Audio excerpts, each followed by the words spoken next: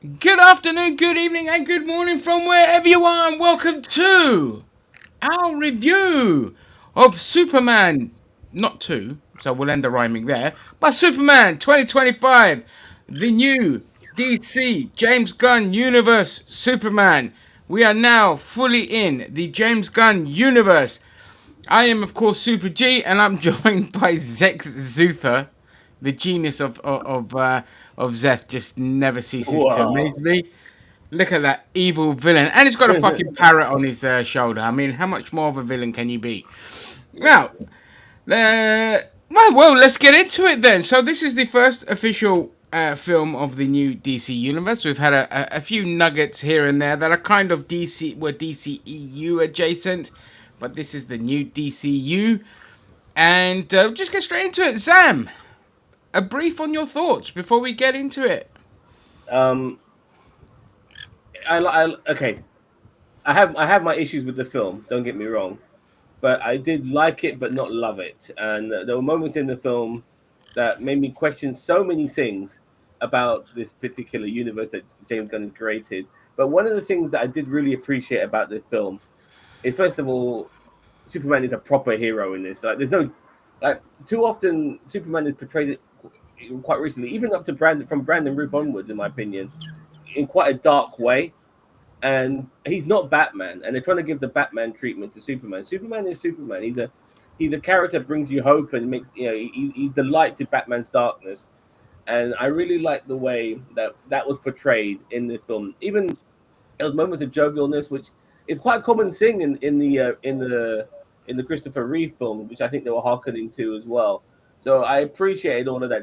This was Superman in a direction that I wanted to go. He was a fucking hero in this movie. He saved so much life. He was rescuing so many things, even squirrels. The guy is a hero, and I really love this portrayal. He did more rescuing than Henry Cavill did in 3 movies. Okay. Um, Yeah, I'm not on that camp. I mean, surprise to fucking no one. But I'll say this: there are elements in there that I did like, but overall the film was shit. So much stupid stuff in it. So many pointless characters, but a couple of characters that I thought were really good. Off the bat, I think David Corn Sweat Superman. He's very good. He was the right choice for the role. Perfect. Lois Lane, great. The small nuggets we've got of Perry White. I like him. I like the actor that plays Perry White. I've seen him in a few things. Yeah. He's not somebody who's gonna blow the doors off, but he's got this fucking I'm sick of this shit kind of look about him that I just like. Jimmy Olsen was fine. Nothing untoward. But we move into the other characters. The standout was Mr. Terrific. I have to jump on the same bandwagon as everyone else with this. I thought, God damn, Mr. Terrific. yeah, Mr. Terrific. He was great. Loved Guy Gardner as well. Yeah. I thought he was really well done. Hawkgirl just crap, pointless. Lex Luthor was absolute fucking toilet, and he was badly written. And those are the kind of main kind of characters, like your typical like ultra twat and what was the other bird's name? I forgot her name. Whatever. Her, nothing special. Metamorpho was fine as well. Yes, no, yes, and spoilers by the way. This is a spoiler reviews and all of that. So yeah, there were some characters in there, and I'll say this Thank you, first Chico. and foremost. James Gunn lacks the maturity to handle a character like Superman. Where James Gunn is better suited is for characters like Guy Gardner. You could tell that from the way that he wrote Guy Gardner and the Justice Gang, for fuck's sake, that that's James Gunn's comfort zone. Weird characters, obscure kind of side characters that aren't like the main kind of focal point, that are immature and get away with a lot more being stupid than the rest of it. Whereas Superman, he didn't handle Superman very well. He made him a lot weaker in this than he should be. I don't mind him getting his ass kicked, But Jesus Christ, like he's literally at a point where he can't win a fight without getting someone else's help. That's how it always comes across.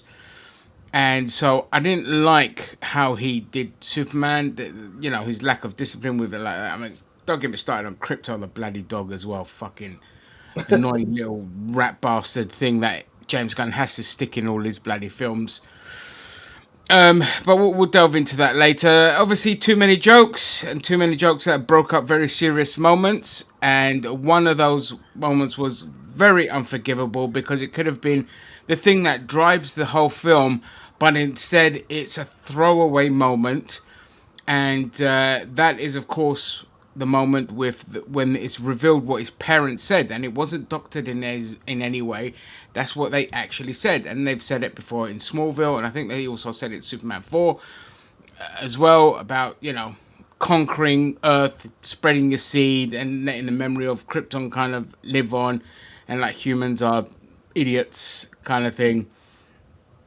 And they talk about it briefly in the flat while there's a big fucking thing that the Justice gang are fighting in the background. And then they delve that into jokes and then it's forgotten about. And it's just like,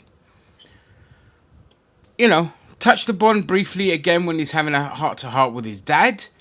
And that's kind of it. And it's just like, there should have been more around that, especially the world's reaction to it, not just cancelling him on the internet. There should have been more around that. Before I go on, your thoughts on that particular reveal with the parents? Well, okay, for a start, I'm glad you brought that up because this is my major gripe because we did get a massive cameo in this film, yeah, and that was Kara Jor-El, Supergirl, his cousin. She comes at one point. Now, if you know the background of this character, you know that she's actually older than Clark, but she obviously went down a different route and ended up coming to Earth later, and Clark managed to grow up while she was still at the same age. So what I believe is that she would also be given the same information, yeah, that Clark was given of ruling Earth. But she's obviously a lot wiser to it because she's not a fucking baby. She was a child. So she would have been told by her parents or her uncle and aunt, yeah, go to Earth and fucking rule it. You know what I mean? So that for me is a big deal because surely she would have been told the same thing Clark would have been told. You know, so that was not one of my plans pissing me off right here. Yeah, so that was my major gripe regarding that. I thought surely she knows the same shit Clark knows, and she would have been told that while she was on Krypton before she left Earth, maybe, or given the same message. She was on a different ship. It's not like her ship. Like, it doesn't mean that her ship was broken or anything like that. She would have been told the same shit. So I think that's a big plot point, as far as I'm concerned. Regarding people being upset by this, I was getting invincible vibes throughout all of this. That the Kryptonians have now become the Voltrumites, you know, pretty much, you know, and the one, you know, and I'm sure General Zod will be coming along now, and he'll probably be an ally of his dad instead of an enemy. You know what I mean? Of his real dad, that is, and all of that. So when that happens, that'll be interesting to see. But it's become pretty much like that now, and with Earth and their mighty hero. But even the whole film itself, it felt like an episode of Invincible with all these fucking shit going on within Metropolis, and people are so like they're so numb to it now. Oh, look, there's a kaiju. All right, I'll just keep drinking my coffee while I watch this shit go on. You know what I mean? So, Yeah. I'm going on a tangent right now, but back to your original thought regarding this particular thing. I don't mind it, but if you're going to bring in his cousin, then surely she should be addressing that as well. Yeah, I mean that's a good point as well regarding the cousin. And if we skip straight to the cousin as well, what did they do? She stumbles in drunk. Now, okay, she flies to a planet with a red sun so she can get drunk and then fly back. How the hell does she get the fuck off of the red planet, the sun with the planet with the red sun? If she's depowered there, how the fuck does she fly back from there? And then as soon as she enters Earth atmosphere and has a yellow sun, she'll be fucking sobered up in the same way that Superman has healed. Unless she comes in at such a speed that she has to get a chance to quickly sober up, yeah. But the point is, how the fuck did she get off of those planets? Does she have a ship? Does she use her ship, her Krypton ship? If she uses that, that's fine. All the other exposition regarding how she gets drunk, pretty fucking meaningless if you're gonna throw in exposition. You can leave that unanswered, which is what I would have preferred, and finding out in her film what happens. Because then it leaves a nice question. How the fuck is she drunk? And guarantee you, 99.9% of the audience will be like, ah, look, she's drunk. Nobody would have thought, how does she get drunk? You know, like Wolverine can't get drunk. Superman can't get drunk. All this kind. Nobody would have thought of that. They would just say, no, look, here we Flash go. can't get drunk. Another big character. And James Gunn as fucking just relegated them to another, like, stupid, immature idiot. You know what I mean? So it's like, that was just a really fucking stupid moment. Okay, we find out that she's the one that owns Crypto the dog, which means we still got to deal with Crypto the fucking dog when we get the Supergirl film. So brilliant. We're not getting rid of that stupid fucking mutt. But anyway, so yeah, with the message thing, that should have been the whole point of the film moving forward. Like this absolute mistrust in Superman, this Lex Luthor using that to kind of, run with it. Throw the smears out there, build the mistrust and all this kind of shit. And then it builds to Superman just saying, look, regardless of what my parents said, I've grown up on Earth my whole life. When he does that whole monologue thing, I'm a human being and all this kind of blah, blah, blah. That's a great moment, ruined by the fucking dog. But it should have built up to that, but it just became an afterthought. And after that, you're like, yeah, this is why I fucking hate James Gunn's writing. I can't fucking stand it. I can't stand his films because he's not a mature person. I'm sure he's a lovely guy. Like, don't get me wrong. This isn't a hatred of the person. This is a hatred of their art. And it worked great with Guardians of the Galaxy.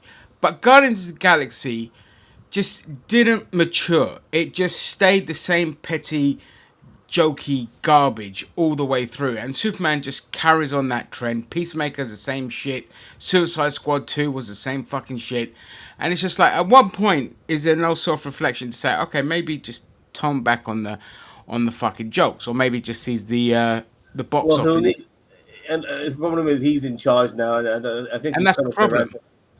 He's surrounded by yes men, and until somebody has the balls to tell him, look, maybe we should go this direction instead of that direction, and remind him, look, you're kind of going down your old, things that kind of are associated with you. You need to try this instead, unless he gets one of those people. But he's now in charge of DC. Dason Flees, is that you said? Fles. Dason Feliz. Oh, okay. How do you feel about throwing the clone into the black hole versus snapping? Okay, look, I want to quickly get. I think he means Zod's neck, not Zoe's neck. I want to quickly get to this, that people think that Christopher Reeve didn't kill Zod. Remember, in Superman 2, Christopher Reeve shook Zod's hand, crushed it, lifted him up, and threw him against the wall and let him slide down to his fucking death. So, as far as I'm concerned, he has killed somebody. Christopher Reeve. He killed actually a human Zod, a guy with no powers. If anything, he could have just contained him and arrested him, but no, he killed him when he was at his most powerless. Please, I want people to remember that. So regarding him killing his clone or sending it into the black hole and snapping the neck, I don't give a shit either way. I really don't give a shit either way.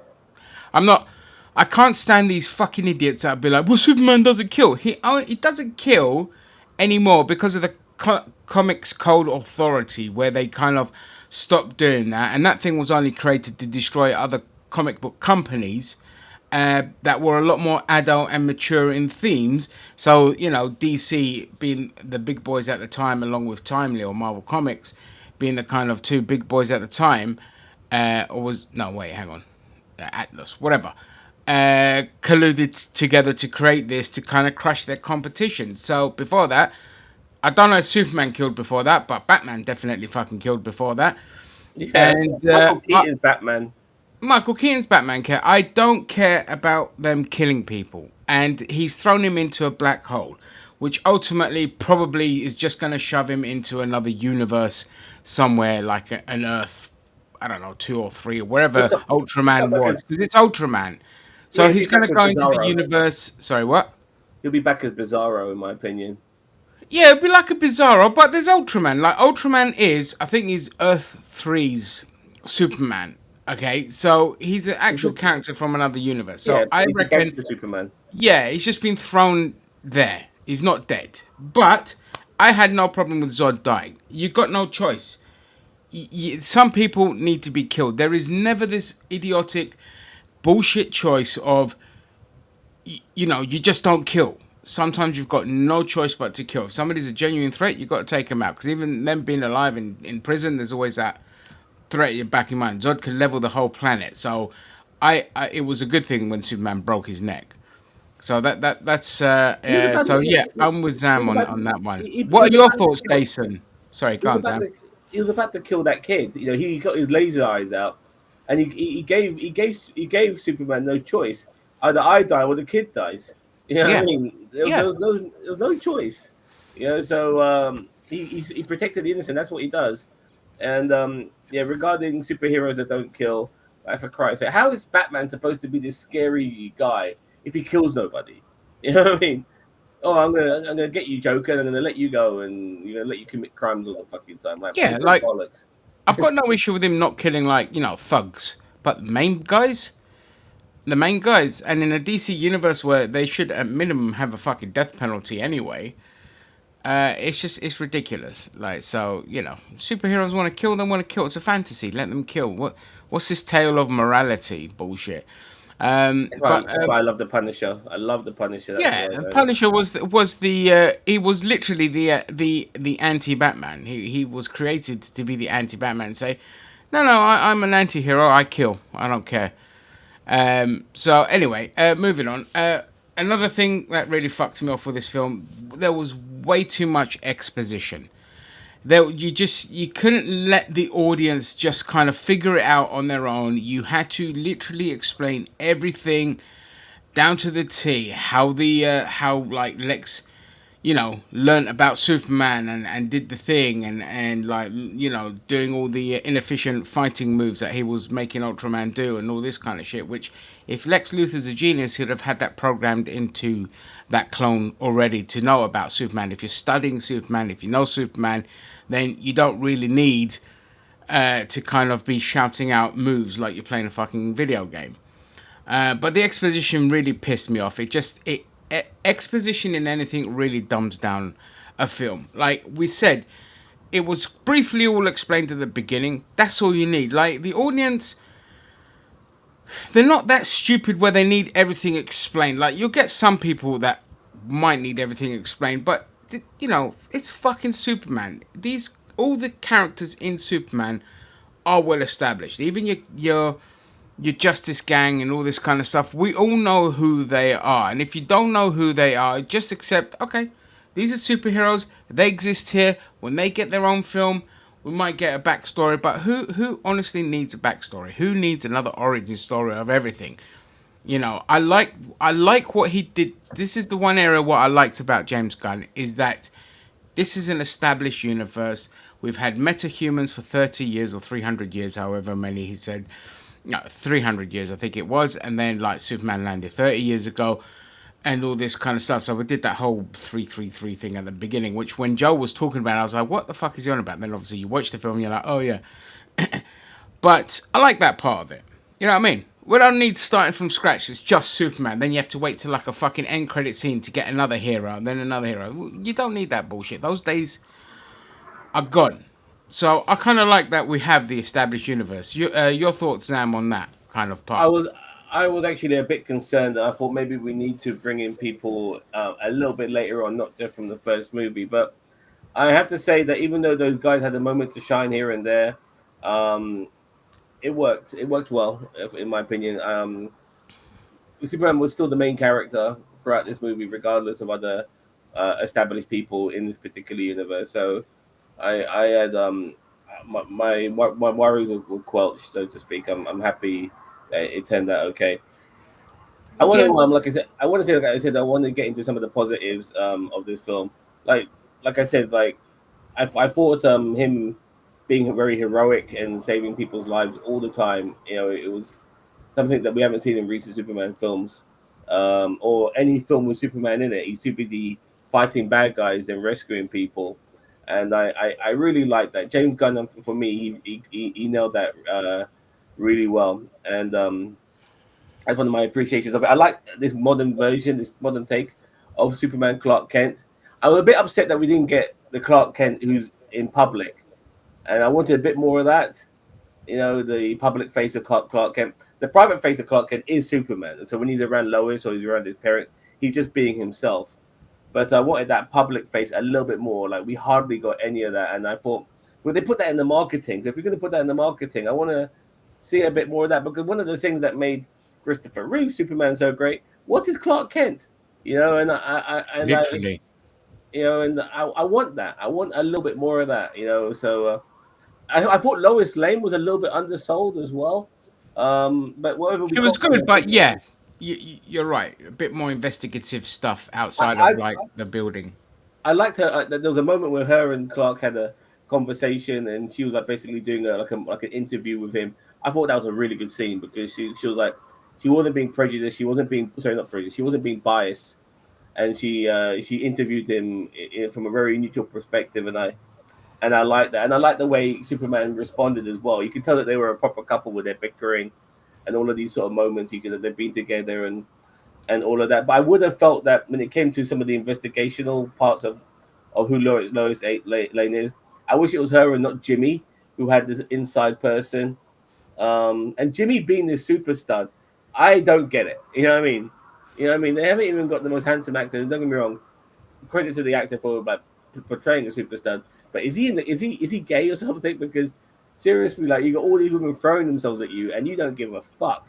You know, like what is going on? You know, like he Yeah, looks at me yeah. I right. mean, that was just like kind of probably dorky James Gunn getting his one up on like his incel days or some kind of shit like that. Which it was stupid. I mean, okay, fine.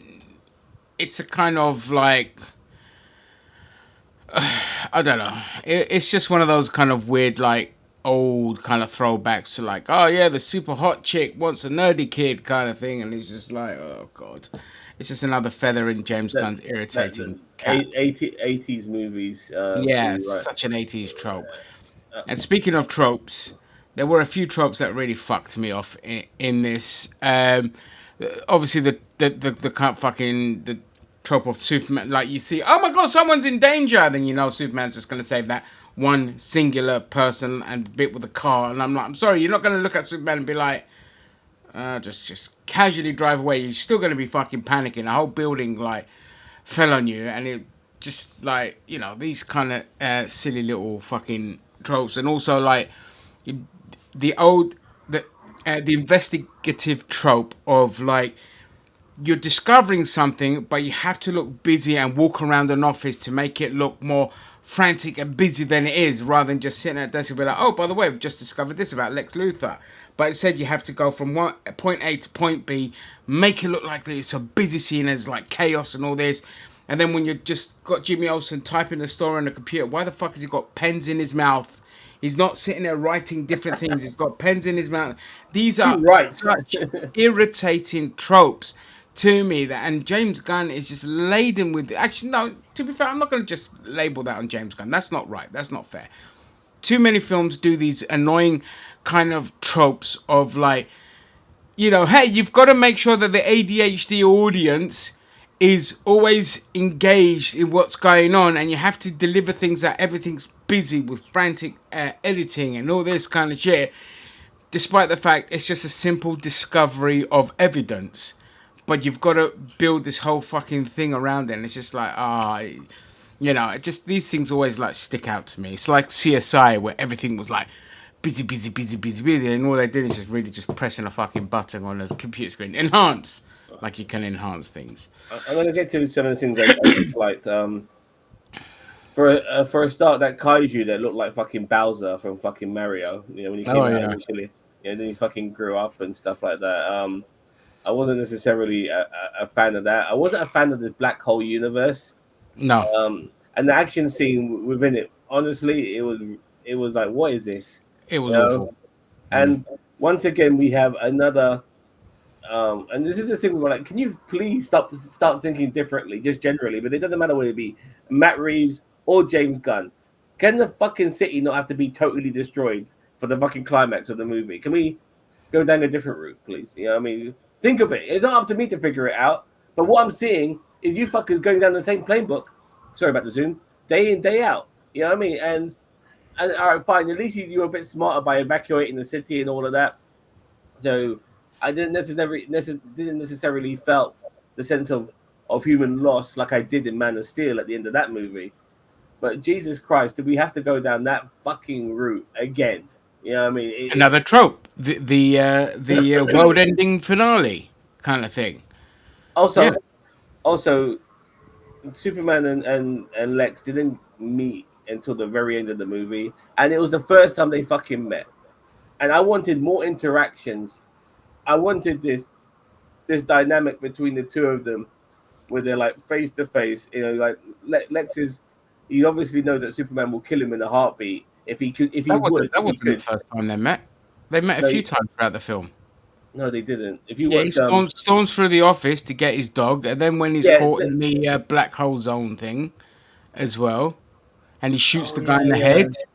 They've met a few Yeah, times. yeah, yeah. Sorry, sorry. I swear he said that this was the first time they met when they were at the end of the movie, which is what I remember. No, No, no, no, no, you're they right. met. You're right. Maybe it's the first time they've had a moment like Yeah, yeah, face to yeah. face. But no, So, he stormed into the office to get the dog. They were face to yeah, yeah. face when he was caught in the finger zone, all that No, kind of yeah, no, stuff. you're right. But You're right. I I'll digress. take It back what. doesn't matter. No, That's no, okay. no, it's a good point. I'm glad you corrected me because that was actually something I didn't really pick up on, but I was still like some sort of interactions between the two, Yeah, yeah, more of a yeah. cat and mouse, you know. A more kind of just the more kind of hero meets the villain in the standoff moment, the just the Yeah. conversational moment, the kind of I'm getting this for this, but it was all done at the end where they get that moment and it's all just thrown together. How do you feel about Lex's portrayal? Zam, you to take this one. I'll say mine after. It's hard to say, really.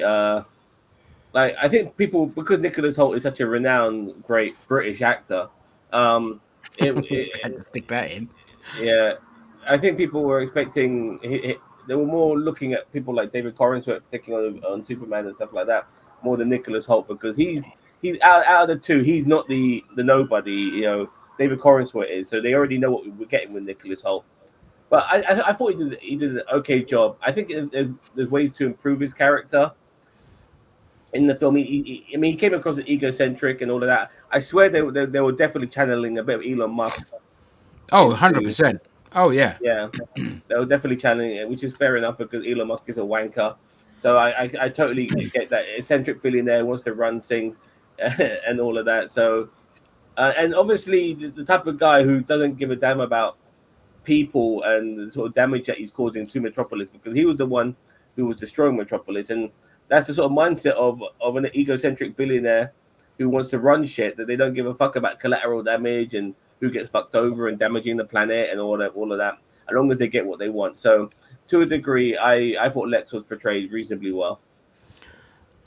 So I will say again, I love Nicholas Hoult. He's a phenomenal actor. You give him dirt and he'll make the most of it. But even he couldn't save the script that he was given in here, and it's a shame because Lex just basically came across as a petulant child, upset that Superman is the center of attention. So he was very musky, Trumpian in his delivery when the kind of when he does his whole monologue about you come from the skies and everyone's talking about you and not about the smart genius guy and all this kind of stuff. And I was like, I mean, that's fine. That's good for his ego. Like, we get that kind of ego moment, but it just comes across as such a petulant child. And like I said, everything else he's doing is just constantly doing exposition.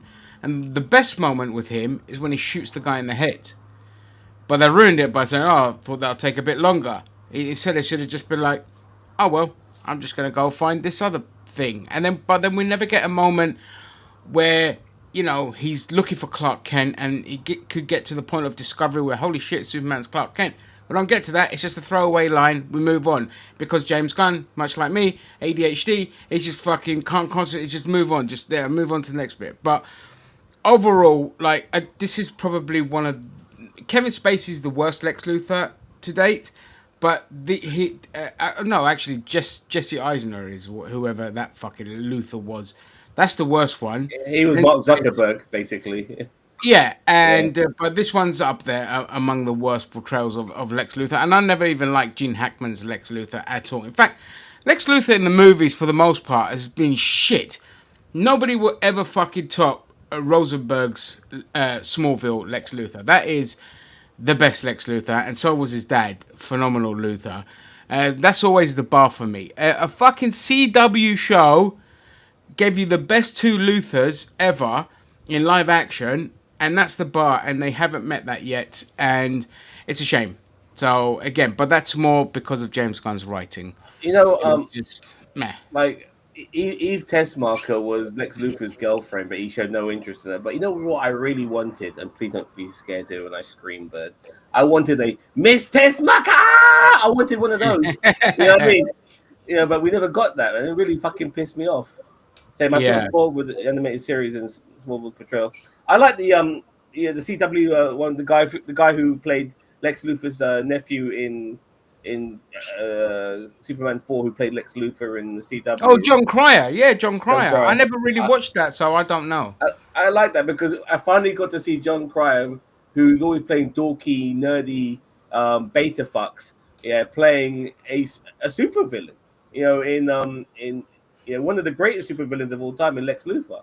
So I never saw it. So was it good? Was his Luther good? his portrayal is very good. You know, and I just want Okay. to see actors break out the mold and do stuff that they're not known for doing. And him playing Lex Luthor was, yeah, I loved it. Yeah, so, Yeah. but yeah, Even. Sorry, God. yeah. No, but going back to Nicholas Holt, look, I think he has time to flesh out his character. Thank God he didn't get killed off. Uh, that would have been really fucking stupid. But he has time to flesh out his character, and I'm hoping one day we'll see him in a Lex suit. Yeah, I just hope whoever does the next Superman film is not fucking James Gunn, and James Gunn doesn't even produce it. He's just like, you get the executive producer title, but he has nothing to do with the next Superman film, for the love of God. Or at least don't write it if you want to direct it. But even his directing, like some of the fight scenes were so badly shot. Especially the Mr. Terrific one, and the fight at the stadium, and all this kind of weird, and the way he shoots things, it just felt weird. Like half of it just felt like it was on a drone. The other half that felt like they just put it on somebody having a seizure. They put the camera on there and just let them fucking, no offense to anyone who does seizures, but that's kind of what it felt like. And the kind of blasé attitude of Mr. Terrific when he's fighting, it's like, fly over here, all this kind. It's like, no, this is a life or death fight. You're not just fucking like with Guy Gardner's character doing that. I get it, but not with Mr. Terrific. Like Guy Gardner is supposed to be that kind of guy, though he should have been a lot more angrier than he was in this film, because that's Guy Gardner. Guy Gardner is like a fucking, he's a hothead. He's portrayed as your kind of archetypal redhead bully school kid that you get. That's what he is in the comic books. And here we didn't get bad-tempered Guy Gardner. Although I like Guy Gardner, that's what I want to see more of, and I'm sure we're going to see more of him in the Lanterns show. So, No, you I know, like the portrayal because for me, like the way people going about, oh, Guy Gardner's an asshole, he's just that sort of person. But end of the day, if he's that level of cuntiness, pardon my French, how the fuck does he end up being a lantern in the first place? So I like yeah, this. I mean him being a lantern is just I can't remember. I think he stole the ring or something like that. I can't remember how he actually became he's not really technically should be a lantern in the sense that he doesn't fit the type. So it is weird. He fits more in the Sinister Corp, Sinestra Corp, or whatever the bloody call it. But the point is, I still really liked Guy Gardner in this film. I just wanted that slightly more angry edge to him, that temper that makes him so much fun in the comic books. But you know what? That's okay. We don't need to get everything in this film. Maybe we can get some of that We got we got in the everything in this series. film, dude. Yeah, we literally got everything else. So not getting that, it's fine. You know what I mean? Um, but one other thing I liked about this film was Hawkgirl killing that president guy, just dropping him to his death. I thought that Oh, was a great moment. why wasn't that Netanyahu, man? Fuck's sake. Yeah, yeah. Well, that's what that war is a portrayal of. You know that is fucking Israel Yeah. and the Palestinians. Yeah, and all of that. But we're not here to get into fucking politics because me and you could talk politics till the cows come yeah. home. But the fact that it made sense for her to drop him for two reasons. Number one, she's like the oldest fucking person there. She's the person that if you're thinking they've been around for The warrior. 3,000 years, it's her because the Hawk people have been around since ancient Egypt. She's a And warrior as well. eh? She's a warrior. Yeah, she's a warrior. She's and although she wasn't really great in this film. Like that was a great moment where she just drops a guy to death because yeah, it makes sense. She lives by the old warrior code of that's my enemy. I'm gonna kill them. So I did kind of like that moment. The soundtrack was bloody awful as well, really fucking awful. Yeah, like all Uh, that punk rock. no, it's awful. Like James Gunn for the most part, depending on the film, he could put in some nice tracks and all of that, but most of his musical taste is not great, and it just doesn't go in a bloody Superman film. You know what I mean? If you want to put some pop music in there, that's absolutely fine, but it doesn't always go. Like that song where Mr. Terrific is fighting, it's like, what kind of fucking song is that to put in a bloody battle scene? Jesus Christ, James. Um, So yeah, I think I've covered everything that I've wanted to cover. Zam, anything Met, else you want to talk about? Metamorpho, is that how you say his name? Oh, Metamorpho. Yeah, he was all right. He was good. Yeah. Is he a villain or a hero? Because I couldn't No, he's a fucking. hero. He's a hero. Even in the He's comics, he's a definitely hero. okay. Fair enough. Because he's got such an unusual look about him. I thought he was a villain, but I like the fact that he. I'm not sure about him having a kid. That was a bit weird, you No, I know. didn't like that. No, I And didn't the like that. fucking the CGI baby being fucking held up against that digital. Sorry about my words. About that over that digital fucking lava. That was a bit Yeah, strange. so, Um, so I hate that uh, whole scene. That was the worst scene in the whole film. and yeah, so yeah, that was yeah, and but him actually at the end of the film, like saving the Palestinians. I'm going to call them Palestinians, but I don't know what else to fucking call them. You know, that's Jabroni stand. I can't remember. It sounded something like that. yeah. Well, the jabronis are definitely the other side. Yeah, Um, yeah, for sure.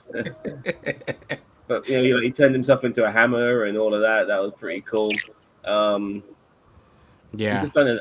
I am genuinely trying to think. I thought the film was there was a lot going on, which is why I like to basically compare it to in Invincible. Like the city felt like it was under attack all the All the fucking time. time. You know what I mean? Which Yeah. I don't know how you felt about that. You know?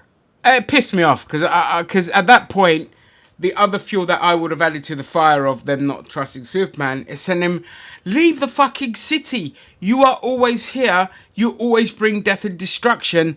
Leave. And then you just have moments where he does leave and he's just on the Fortress of Solitude there permanently. He doesn't live in Metropolis anymore. They could have that. Because yeah, as a resident, you're like, oh Jesus, here we go, New York again. Everything's just gonna get fucking destroyed. Brilliant. The only good thing is if you're like a lowly worker, then the real estate is going to be really cheap there because nobody wants to go there because it keeps getting blown up. So yeah, I'm with you. It just pisses me off that they keep doing that. It was literally every other day was like a big fight in the city, big fight in the city. It's like, Oh, I got it. This is one of those things I didn't like. Like the robots. Apparently, robot number 4 says that they have no emotion and all of that oh bollocks. yeah, And then the other robot started giggling and laughing. Yeah, and I thought, hold on, what the fuck? You guys are supposed to be emotionless. And then the next robot starts like getting all fangirly because she's got Superman in her hands and starts giggling, yeah. laughing. That is that that confused the fuck out of me. Like, do you have emotion or not? Like, do you have feelings or not? because clearly one of your fucking robots does. Yeah, I So mean, it's telling of again just James Gunn being inconsistent. And again, this is not just James Gunn. Everyone just there's so much inconsistency in so many films here. But it's just another inconsistent moment. It's like you literally just explain that you don't care, and then this cunt is giggling next to you. It's just like, okay. And those bloody robots being there was just like, oh fuck's sake. I was like, oh, but they're in the comics. I don't care. There's lots of shit in the comics. no, You know. I have no problem with the robots being there, but then you like you make those particular like you write it that way where they have no emotions, but then one of the robots does.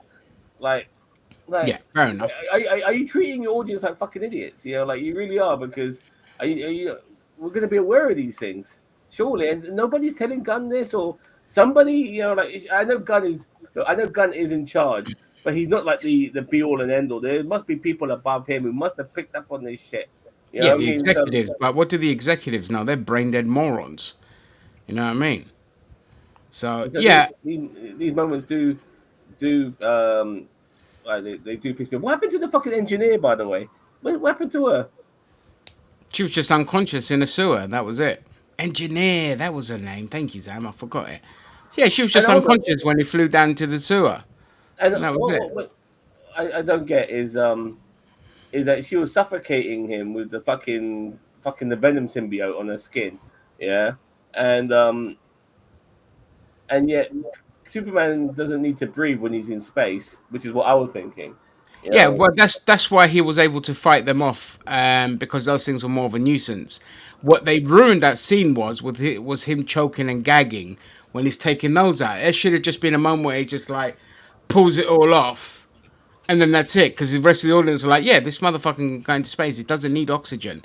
But it should have been a moment of discovery for Lex there and then, rather than them, being like, oh, whatever the fuck. It's like, oh shit, this guy doesn't need oxygen to live. Jesus, we didn't think that. We didn't know that. Because they might not know that at all.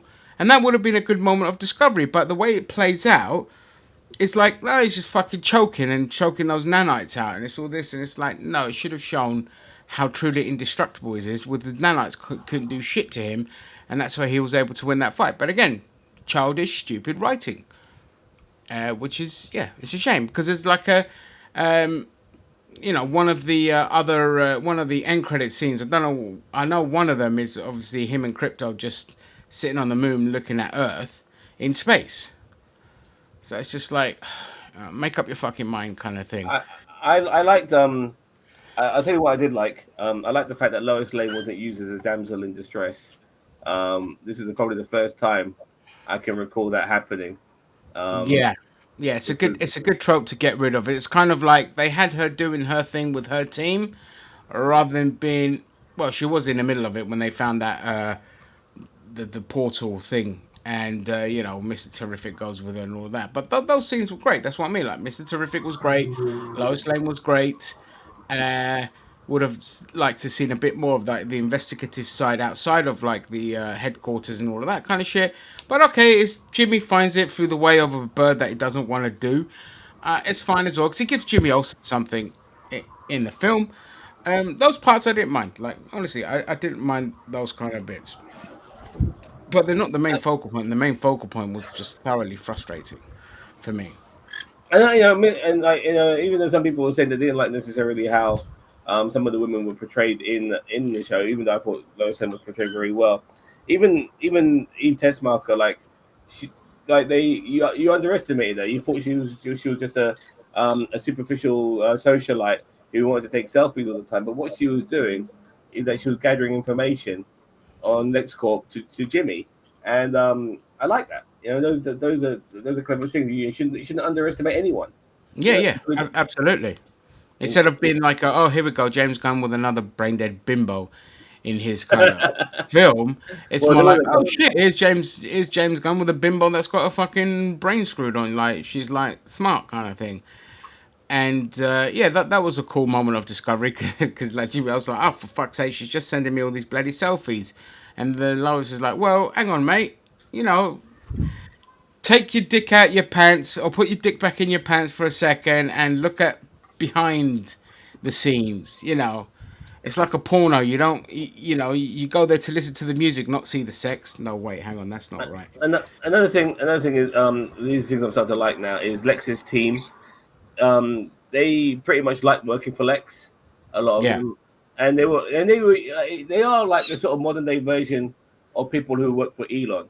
You know, yeah. It's your tech. Those were your tech bros, the yeah, kind of yeah, different tech bros. Yeah, yeah, but honestly, if Elon or even Trump, whatever, if he threw a tantrum and he broke a mug and told his tech bros to pick it up and put it back together again, they would fucking do it, and they'll all be rushing to do it first because they want to fucking suck up to their boss, and and I like that because that's who these people are. You know, these people who work for somebody like Lex are just as immoral as Lex himself. They that's why they work for it. Yeah, they know Yeah, what they're fucking doing. They know they're destroying the fucking planet. They know they're fucking attacking a good Samaritan in Superman. But they're just as much as wankers, which is why they work for Lex in the first place. And I like that. I thought yeah. that was Oh, that's fair. Yeah, but absolutely. Cool. because sometimes these people might have a bit of a conscience. Like the one guy who wanted to actually stop the rift from continuing, he only did that for more self preservation. But look, we're gonna fucking kill ourselves if we don't stop this shit. Yeah, more than Yeah, yeah, saving the people. But other than that, that was because of self preservation. But he probably thought his boss was being a bit of an idiot. But other than that, all of them were right in line with Lex. So yeah, I want more of that. So yeah. So moving forward, I hope I like as much as stupid as the kind of black hole thing was, or the little pocket universe was. I hope it does play a role in the kind of Elsa Worlds stuff, the multi universe stuff down the line. I'm pretty sure that's where they've sent Ultraman to, all this kind of stuff. So it'll be nice to kind of see that. They definitely need to make it a bit more mature, not mature like violent, mature as in, stop making everyone a bloody joke. And yes, like I said, like the film, like I didn't like the film, but we've established some characters that you do want to see more of moving forward. That hopefully James Gunn isn't involved with. So we've put in an establishment. It was a weak kind of outing, a weak establishment, but it's here now. It's fuck all you can do about it. It's here. And on that note, I'm gonna go with a rating. Zam, your rating? I just want to quickly say that I Oh, agree with what you come on, say. man. I agree with what you said, but sometimes we got to start somewhere, and we can improve on things. Listen to people's criticism, and know which way to go. Even though Iron Man was a good film, Iron Man 2 was okay. Iron Man 3 wasn't that great, and the first Captain America 4 film wasn't that great either. But once we got Winter Soldier. Racist. No, no, they were good, but they were okay. Look, they were no, no. Sorry, I'll take that back. They were good, but once we got Winter Soldier, we were fucking hitting home runs. That All was the fucking, like fucking hell. That from for like several of the movies, like a lot of them were like out of the park until we got to fucking Endgame. yeah. Which is also a fucking great film as well. So let's just hope that this is like the stepping stone. Okay, we need to see what directions we can go, improve on things, listen to fans' feedback, yada yada. Get other directors who do other things, and also get Jack Quaid to play the fucking Flash. Yeah, I'm down for that. What a turnaround that would be from the guy that had his girlfriend's body exploded by A Train, the Flash character in The Boys, to him actually playing a Flash character, playing the Flash. So yeah, that would be Oh, quite sorry, funny turnaround. That's all right. sorry, Jason said a couple of things. Jason, sorry, saying I feel bored with the animated series. Sorry, not that one. With Supergirl being in No, the no, next we've film. got to everything No, is with Supergirl being Jason. no with Supergirl being in the next film under Gun. Oh, How was her portrayal in this? Well, her portrayal was next to nothing. We already spoke about her earlier, but her portrayal was next to nothing. She had oh, very my little to comment do. seems to have frozen. Sorry, I don't have It's that. okay. It's okay. Boss man's on as well. But Oh, there wasn't much. There wasn't much to go on regarding Supergirl. I mean, she's a bit of a socialite herself. Wanting to, that's how she came across, coming back drunk and stuff. Like I said, and I said earlier, they said before. Maybe I'm not sure if you're in the stream or not. When we got the reveal when Bradley Cooper told Clark or Kal-El that you got to take over the world because the Kryptons have become Voltamites now. Um, Surely Kara would have known that, and she was not. She was a child or old enough to be told this. She wasn't a baby, so she would have remembered these things. So I think that's a significant plot hole, and I hope they figure a way of explaining that. Or maybe she had a conscience that she was told to do the same thing and decided not to. We'll see where it goes. yeah, yeah. For Supergirl, again, like I said, stumbling in, immature, drunk, uh, and again, just James Gunn inability to write a character seriously. That he has to just drag everything down to kind of '90s fucking sitcom tropes. So that was Don't, frustrating. don't you think though? Don't you appreciate a different portrayal on somebody who's been done countless times. You know, No. Some characters need to be portrayed in a certain way. Like Supergirl's not like, like Superman. She is a bit more of aloof, a bit more like fun, yeah, adventurous, and all this kind of stuff. But I don't need a fucking drunk socialite type character. What is she going to be? Paris Hilton? That kind of shit. It's just like, fuck off. Like, I don't need that. Like, I don't need Superman who can't control a dog and gets his ass kicked too much. Like, I can get a good amount of it, but not throughout the whole film and not being able to win a fight without fucking someone else's help. That kind of stupid shit. So yeah, the lot of fucking, anyway. Let's just rate it because we've been droning on okay. it for ages. Your rating. I'm stuck between a 6 and a 7. To tell you the truth, I think this is above average. I liked it, and you know what? There were a couple of moments that brought a fucking tear. I wasn't crying, like some films make me cry. I actually had a tear in my eye, and I thought, "That's my Superman right there. That's Superman. You fucking got it right there." And it, thought, yeah, I'm getting all emotional. Unfortunately, and I'm getting to my rating here, Ginge. Unfortunately, the greatest ever Superman scene will still be Brandon Routh saving the plane in Superman Returns. That is the greatest Superman scene of all fucking time. And I'm hoping that this film could top that, and it hasn't. So, should I be generous or should I'm going to give it a 6. I'll give it a Okay. 6 out of 10. I'll give it a 6 out of 10. There's so much room for improvement, but it's better than not. And yeah, that's where I stand with it. 6 All out of right, that's fair enough. Yeah, I'm going for a generous 3 out of 10, and that's fucking generous because there's a couple of characters in there that stop this from being an all-out disaster. But like I covered before, bad writing, bad music, bad cinematography, too many fucking jokes, too much exposition, and for a Superman outing, this is among the weakest Superman films. Like again, I've told people before, I didn't mind Man of Steel. Thought it was all right. It was a little bit dull in parts, but other parts I enjoyed it. I gave that one a 6 out of 10. So not to say it's like a masterpiece. I'm not a Snyder bro. Because I get accused in every bloody comment of, oh, look, it's a Snyder bro. I can't stand Snyder. He's worse than James Gunn. Like, there's no irredeemable qualities. After Man of Steel, he just never recovered. He just never recovered. A-Train. Oh, we're just fucking talking about A-Train. Not you, A-Train, but the character A-Train. You 10. give it an 8 out of 10. Wow, that's fair enough. That's very generous. But I gave yeah, it it's a 6, and Ginger gave it a 3. 3. I give it a 3. And but there's some little diamonds in there. I am interested to see what they do with the Lantern series, as long as James Gunn's not writing it. And that's it. We can wrap it up there. I want to thank everyone that joined us.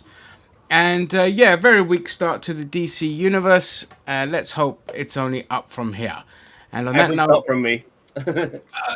a mid start for Zam. Yes. So okay. On that note.